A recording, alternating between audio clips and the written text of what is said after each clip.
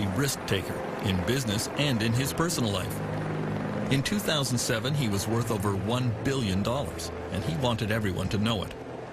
Every Thursday afternoon after the stock market closed, he would board a private helicopter a few blocks from his Manhattan office and fly off to his country house on the Jersey Shore for weekends of bridge and golf. He did have one troubling habit that would come back to haunt him. He used to brag about smoking pot. I'm in the elevator of Bear Stearns, and it was 2004, 2005, and Jimmy Cain tried to hand me what looked like a joint. I'm not kidding. Cain's pot smoking became public at the worst possible time for his firm. In the fall of 2007, Bear Stearns' risky bets on mortgage-backed securities began to go wrong. The firm started to hemorrhage money. Then in November, the Wall Street Journal carried a front-page story which portrayed Jimmy Cain as an absentee landlord who was always out of touch at either golf games or bridge tournaments while his firm was in crisis. To top it off, the Journal publicly revealed his taste for marijuana. Joe Kernan, who's my colleague on CNBC, says, "Hey, Charlie, what do you think about that hatchet job that the Journal just did on Jimmy Cain?" And I don't know why I did this, but I started imitating smoking a joint. Force issue, but also apparently, that whole bit. Little smoke and a little what did he pot say? there. Listen, 2 minutes later, my cell phone rings, and it's Jimmy Cain screaming at me. And he's like, "What are you doing? I don't smoke pot." I said, "Stop it. Stop it." I said, "Listen, who cares? I mean, you're not breaking the, it's kind of a harmless crime. Why don't you just laugh it off?" And I'll never forget what he said to me. He goes, "Yeah." He goes, "Laugh it off. You try to laugh it off. You're not running a company." You know, Jimmy had made a lot of enemies on Wall Street. It was a very competitive Darwinian place. If they smelled, chum in the water, the sharks are going to circle.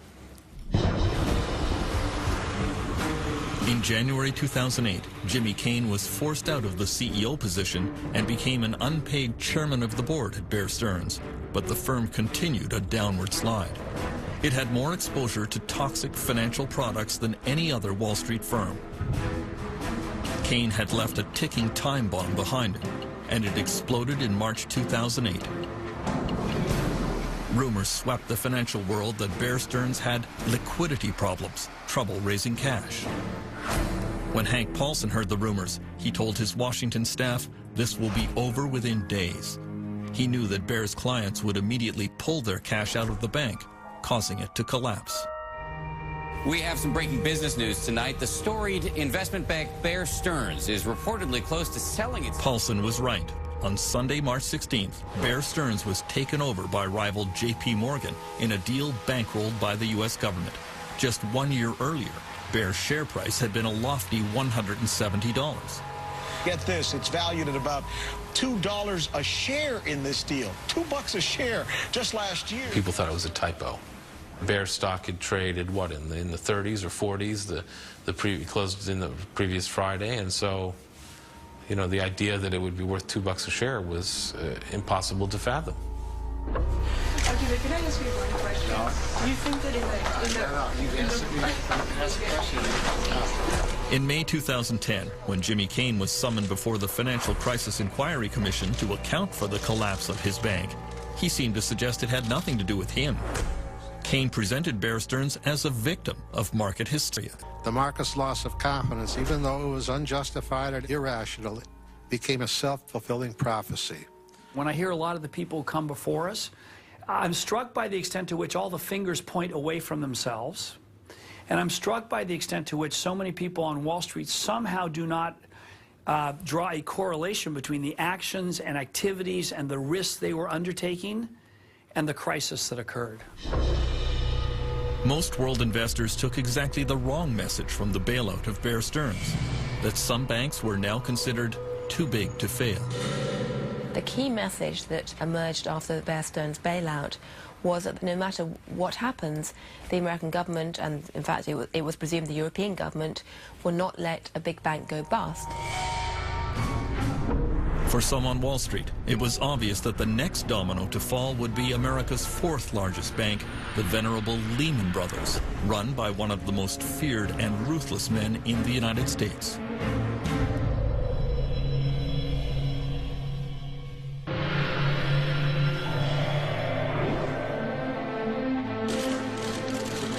Perhaps the most reviled figure to appear before the U.S. Congress in the aftermath of the meltdown was former Lehman Brothers CEO Richard Fuld. The 2008 collapse of his bank certainly caused the most damage to the world economy, and it financially ruined millions of Americans who had invested with Lehman. I'm very much aware that one day we had a firm, the next day we did not. At the hearings, Fuld became the prime target for a public that was angry at bankers.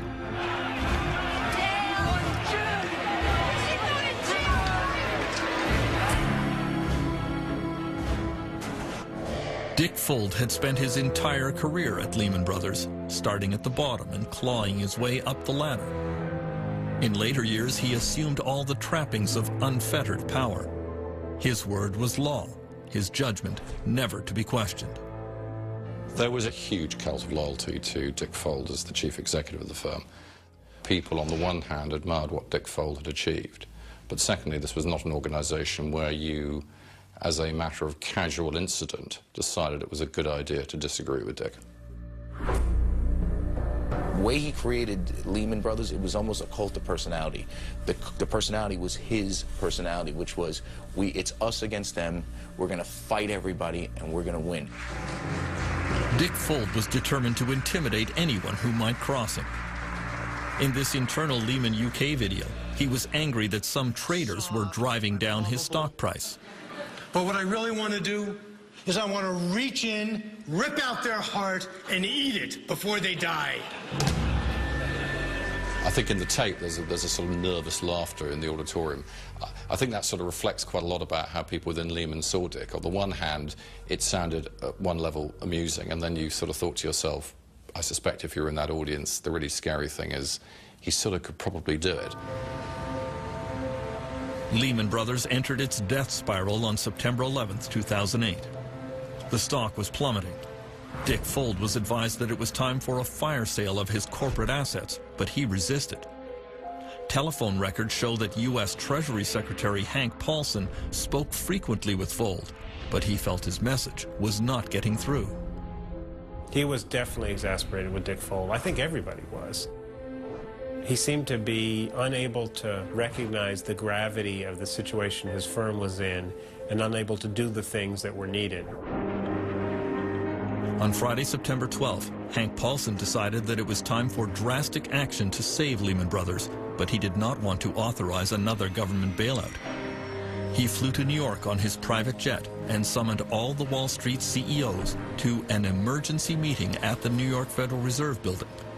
You know, the fire alarms are going off. The tornado siren is going. And so when the chief of police and the chief of the fire department says we need the heads of all the major employers in our town to come together to come up with a plan, you come. At 6 p.m., Hank Paulson started that secret meeting with America's leading bank CEOs. Jamie Dimon of J.P. Morgan, Lloyd Blankfein of Goldman Sachs, John Thain of Merrill Lynch, and John Mack of Morgan Stanley. I began working on a plan. Paulson told them that they all knew why they were there.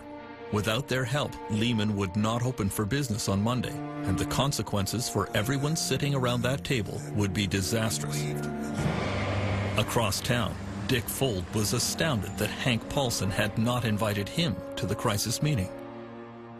Here his company is basically being carved up, and he's not allowed to be there. He's calling and they're not returning his calls.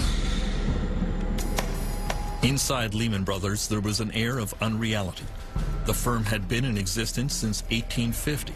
They had survived the Great Depression of the 1930s. They had survived the 9/11 attack that destroyed their offices in the World Trade Center. Surely they could survive this. Tonight, one of the biggest investment firms is in serious trouble. Lehman Brothers with a Lehman Brothers stock has been plummeting along with confidence in its ability to survive. These people have been through it before. They were going through it again. Do you know what? The rest of the world hates us, but that's okay because we're going to emerge on top here. And I believe that was what was persisting at Lehman Brothers right until midnight on the famous weekend. I don't think anyone really at the senior management believed it was going to happen. On Sunday, the bankers finally came up with a private sector plan to save Lehman Brothers. The company would be divided in two.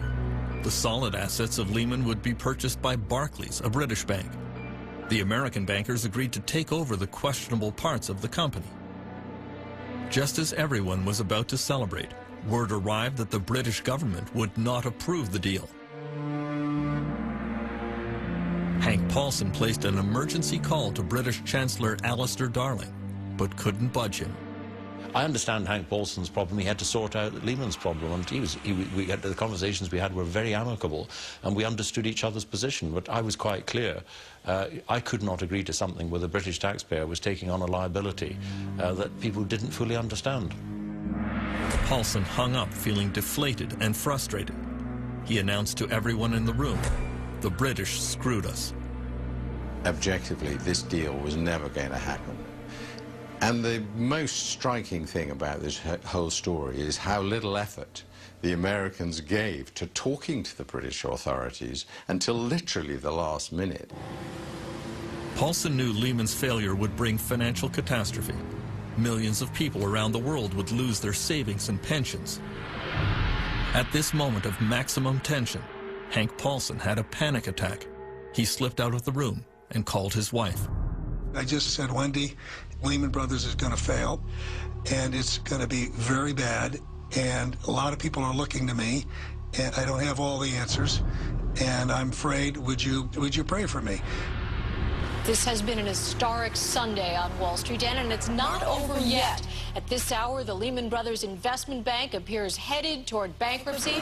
With $613 billion in debt, Lehman is by far the largest bankruptcy ever in this country, dwarfing... On the sidewalks of New York and in investment houses around the world, there was a rising sense of panic. One who felt it was Mohammed El Arian of PIMCO in California, among the world's largest institutional investors, with $1 trillion under management. I remember calling my wife and telling her, "Go to the cash machine, take cash out, because I'm not sure whether the banks are going to open tomorrow." There was a feeling that the system was incredibly fragile, that the unthinkable was clearly thinkable. Lehman Brothers officially declared bankruptcy at 2 a.m. There was widespread fear that could trigger a chain reaction that would take down the world banking system. At the New York Federal Reserve, then President Tim Geithner told his staff to prepare for the crash landing of Lehman. He told them to put foam on the runway. The problem is they didn't put nearly enough foam on the runway, and there were all sorts of unintended consequences. The ripples that they anticipated turned out to be a tsunami. The tsunami unleashed by the crash of Lehman Brothers would sweep around the globe, destroying millions of jobs and wiping out the economic future of entire countries. Protests rocked world capitals, from Reykjavik to Beijing to London.